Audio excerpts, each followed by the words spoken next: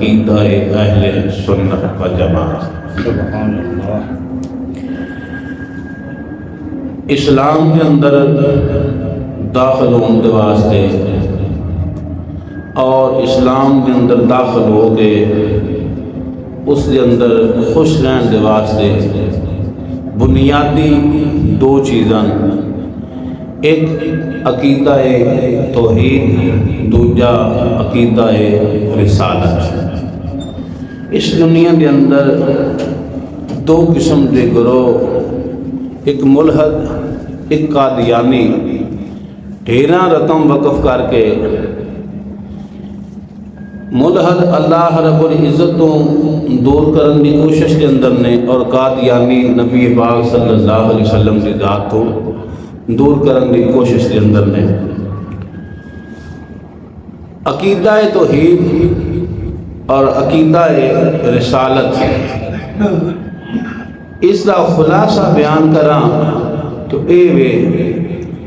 اللہ مننا ہے ایویں جویں نبی پاک صلی اللہ علیہ وسلم نے دسیا، اور حضور دی ذات نہیں مننا جویں رب کریم نے دسیا ہے۔ چنانچہ یہ وہ جو خیال دل کے اندر جدو آ جان، پھر سمجھے بندہ نہ ہی عقیدہ رسالت جدا ایمان ہے، نہ ہی عقیدہ توحید جدا ایمان ہے۔ خلاصہ یہ رب دی ذات اگر کوئی بندہ آکھے میں تاں منیا شہرات دی خاموشی ال ویکھ کے، اگر کوئی بندہ آکھے میں خدا منیا سمندر دیاں لہراں نو ویکھ کے، کوئی بندہ آکھے میں خدا منیا چاند دی روشنی ویکھ کے، ستاریاں دی چمک نو ویکھ کے، سورج دیاں کرناں نو ویکھ کے، اے متفقہ عقیدہ ہے جیڑا بندہ اس طریقے نال خدا مننے پکا گرنٹڈ کافر ہے، وہ مسلمان ہے نہیں۔ خدا دی ذات نو مننا ہے کیویں جویں نبی پاک صلی اللہ علیہ وسلم نے دسیا، اور جدو انسان دنیا کے اندر تشریف لے آیا، پیدا ہویا ہے، سد پد ملی ہے، انسان سوچے کہ میری کیڑی اوقات ہے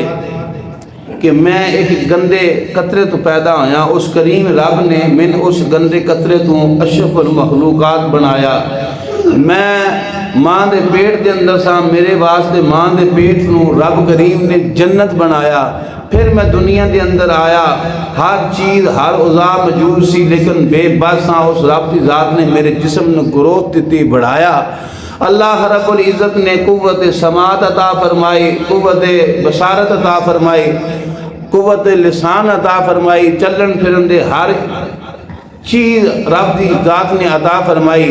تو جس وقت بندہ آقا علیہ السلام دے بتائے طریقے تے چلتا ہے، سد پد ملتی ہے، جوان ہوتا ہے، تو پھر وہ یہ نظریہ بنا لے کہ حضور نے دسیا کہ خدا دی ذات نے اس طریقے نال مننا ہے، تو پھر رب دا شکریہ ادا کردیا ہویا سر سجدے دے اندر رکھ کے آکے سبحان ربی الاعلی۔ یہ عقیدہ ہے توحید۔ عزت دین والا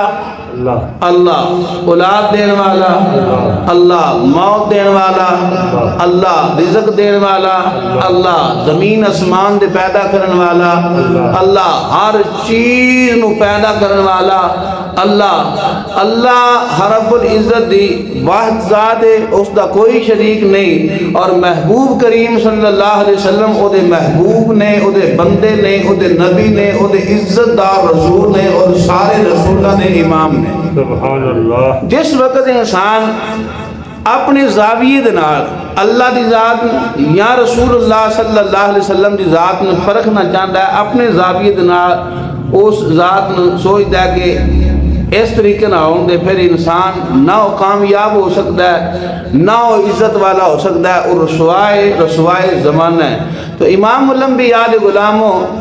کئی اگر وابی ہے، وابی رہے میرا کوئی اعتراض نہیں، کوئی شیعہ ہے شیعہ رہے میرا کوئی مسئلہ نہیں، کوئی جو مرضی رہے، میں آخنا جڑا دور چل رہا ہے، اس دور کے اندر امت مسلمہ بھٹک رہی ہے، اور اس دور کے اندر ساڈا مستقبل جڑا نوجوان نے بھٹکی ہوئے نے، یہ ٹک ٹاک دی زینت بنے ہوئے اور کنجر اپنے رہنما سمجھ کے انہوں نے پیچھے لگے ہوئے ہیں، آؤ کوئی وابی ہے وابی بن، کوئی شیعہ ہے شیعہ رہو، سنی ہے سنی رہو، جیڑا مقصد ہے تیرا، جیڑا مطلب ہے تو اس عقیدے دے قائم رہو، لیکن لوکاں نے دسیے رب دی توحید کی ہے، جیڑا ظالم مسند دے اوتے بیٹھے ہے کسی عہدے دے افسر رشوت لے رہا، اس رشوت خور نے دس کہ جدو تیرا نظریہ بن جائے گا اللہ ایک کے اس نے من پیدا فرمایا، ہر وقت ہر چیز دے وہ نظر رکھن والا ہے، آیائیں بیٹھ رہا ہے، تو پھر جدو یہ نظریہ بنے گا اور رشوت خور رشوت چھوڑ دے گا، ہر ظالم دے سامنے بادشاہ ہوئے، چاہے کوئی اقتدار کے اندر ہوئے، کوئی کسے کرسی تے ہوئے، کوئی کسے عہدے تے ہوئے، کوئی کسے ریڑھی تے فروٹ بیچ رہا ہوئے، یا اپنی فصل نے پانی لگا رہا ہوئے، یا صبح دودھ چوندیاں دودھ کے اندر پانی پا رہا ہوئے، انہاں لوگاں توحید دسی ہے کہ رب ہوئے جڑا ہر وقت ویکھ رہا ہے، جدوں یہ توحید پک جائے دی پھر نہ رشوت رہے دی، نہ سود رہے دا، نہ دودھ کے اندر پانی آوے دا، نہ جنس کے اندر ملاوٹ آوے دی، نہ ہی سن دو نمبر اشیاء ملن گیا، صرف یہ توحید خالص دسی جائے کہ رب دی ذات ہر وقت ویکھ رہی ہے، نظر رکھ رہی ہے۔ اس تو بعد دوسرا مسئلہ عقیدہ ہے ختم نبوت۔ قادیانی اپنی پوری کوشش دینا، اپنی پوری محنت دینا دنیا کائنات دے ہوتے اے عقیدہ پھیلا رہے ہیں، اپنے مسلک دی، اپنی اس تنظیم دی دنیا دے اندر تبلیغ کر رہے ہیں مسلسل پہ در پہ، سوشل میڈیا دے ذریعے عملاً دنیا دے اندر فیس ٹو فیس کوشش کر کے لوگوں کو برگڑا رہے ہیں، نبی پاک صلی اللہ علیہ وسلم دی ذاتوں ہٹا رہے ہیں۔ مسلک اہل سنت و جماعت، عقیدہ اہل سنت کی ہے کہ اللہ ایک ہے، اللہ تو سوا کوئی عبادت دے لائق نہیں، نہ کوئی صوفی، نہ کوئی استاد، نہ کوئی مرشد، نہ کوئی پیر، نہ کوئی دربار۔ اساں کائنات والے دسنے ہاں ساڈا عقیدہ واضح صاف ستھرا ہے، کسے پیر نے سجدہ نہیں، کسے استاد نے سجدہ نہیں، کسے صوفی نے سجدہ نہیں، کسے دربار نے سجدہ نہیں، ایک پروردگار نے سجدہ ہے۔ سجدہ کس نے جی؟ صرف اور صرف پروردگار دی ذات نے سجدہ، کسے دربار نے سجدہ نہیں۔ حرام ہے، شرک ہے، شرک ہے، شرک ہے۔ اس تو بعد نبی پاک صلی اللہ علیہ وسلم دی ذات لو ویکھیے، آقا علیہ السلام دی ذات دنیا دے اندر اس واسطے تشریف نہیں لے آئے، اللہ نے اس واسطے نبی نہیں بھیجا کہ لوگ اپنی سوچ دے مطابق، اپنے عقل دے ترازو تے رکھ کے اپنے زاویے دے مطابق نبی دی ذات نے تولن پرکھن کے نبی آ کر سکتا ہے، آ نبی نہیں کر سکتا، آ نبی دے سکتا ہے، آ نبی نہیں دے سکتا۔ امام الانبیاء دے غلاموں ہاتھ جوڑ کے عرض کرنا کہ اس دنیا دے اندر جدوں اسی ساڈے سٹیج دے اوتے بیٹھ کے مولوی بیان کردیا ہویا چھوٹے جملے، چھوٹے چھوٹے جملے نبی دی ذات واسطے بولے دا کہ نبی مر گئے تو مر کے مٹی ہو گئے، تو پھر اے پرموٹ قادیانیت نے کہا دیا ہے تیرے تے میرے مسلک نے کوئی فائدہ نہیں دے رہا، تیری میری آن والی نسل نے کوئی فائدہ نہیں دے رہا۔ نبی رب دی ذات نے بھیجے تبلیغ کرن دے واسطے، نبی بھیجے رب دی ذات نے اپنی ذات دے نمائندے بنا کے، نبی سارے عزت والے نے، پر نبی سارے عزت والے نے، امام الانبیاء دی کیا ہی بات ہے۔ جدوں حضور دی گل آوے پھر کسے ترازو دے تولنا نہیں۔ اس دنیا دے اندر ہزاراں فتنے بے شمار فتنے، کوئی خارجی ہے، کوئی رافضی ہے۔ امام الانبیاء دے غلاموں ہر فتنے دا مقصد ہے کہ کوئی صحابہ دا بغض بے ادبی سکھا رہا ہے، کوئی اہل بیت دی بے ادبی بغض سکھا رہا ہے، کوئی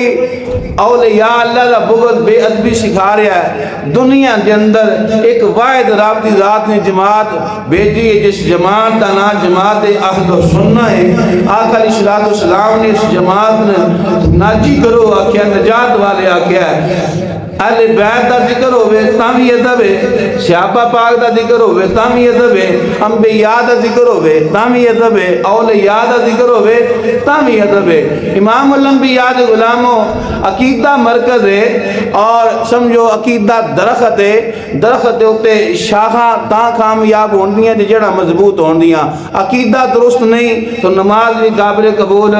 نہیں، اگر عقیدہ درست نہ ہوئے تو روزہ بھی قابل قبول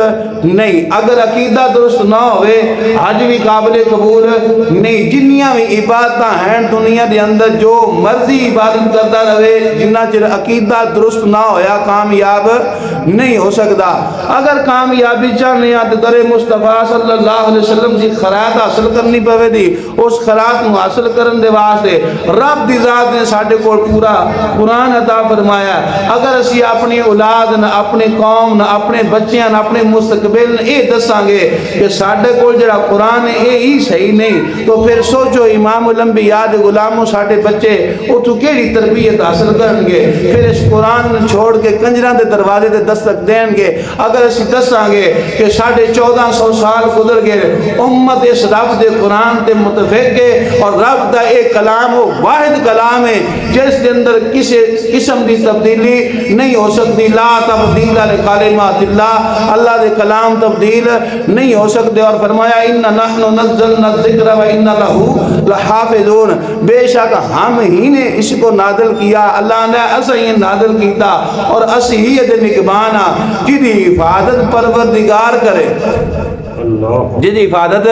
اللہ فرمائے او دے اندر کسی احمد کی کم و بیشی رہ سکتی نہیں اس کے اندر کوئی شک و شبہ نہیں ہو سکتا فرمایا والذین کفروا وکذبوا بآیاتنا اولئک اصحاب النار هم فیہا خالدون فرمایا جڑے تکفیر کر دین جڑے کفر کر دین جڑے انکار کر دین بآیاتنا میریاں آیتاں دا اللہ فرماندا ہے وہ کافر نے اور ہمیشہ ہمیشہ جہنم کے اندر رہن والے نے اگر ساڈا قرآن تے ایمان نہیں اسی یقین نہیں رکھ دے کسی امر دا بھی خیال دین کے اندر آ جائے پھر کچھ مہینے پہلا ایک یوٹیوبر باہر دے ملک دا ٹکٹ لے کے پاکستان جو جا کے اتنے بیعت کیا ہے کہ نبی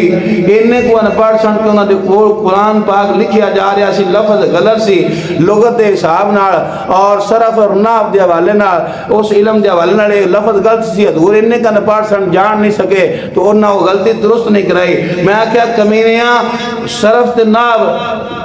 دا محتاج قرآن نہیں قرآن سمجھن دے واسطے صرف ناف دا علم ضروری ہے قرآن سمجھن دے واسطے جے تیرے میرے نبی دا اتنا بھی علم نہیں کہ کوئی قرآن دی غلطی ہو رہی ہے تو قرآن حضور نہیں صحیح کرا سکے غلطی تو پھر سوچ ساڑی قوم ساڑا مستقبل ساڑے بچے نبی دی کیڑا پیغام یا نبی دی کیڑی عزت کرن گے یا حضور دے کیڑے پیغام دی قدر کرن گے اگر ساڑے دلان دے اندر یہ چیز آ گئی اگر حضور تو ہٹ کے سمجھو برباد ہو گئے امام الانبیاء دے غلاموں میں نہ جو بھی جماعت ہے صرف کمزور گل نبی دی ذات دی جدو بھی گل آوے کمزور جملہ نہ بولیا جائے حضور دی گل آ جائے حضور دی عزت دی گل آ جائے کسی مردہ ہلکا جملہ نہ بولیا جائے کیونکہ رب دی ذات نے اپنے نبی کو عزت والا بنایا ہے اور پروردگار نے قرآن کے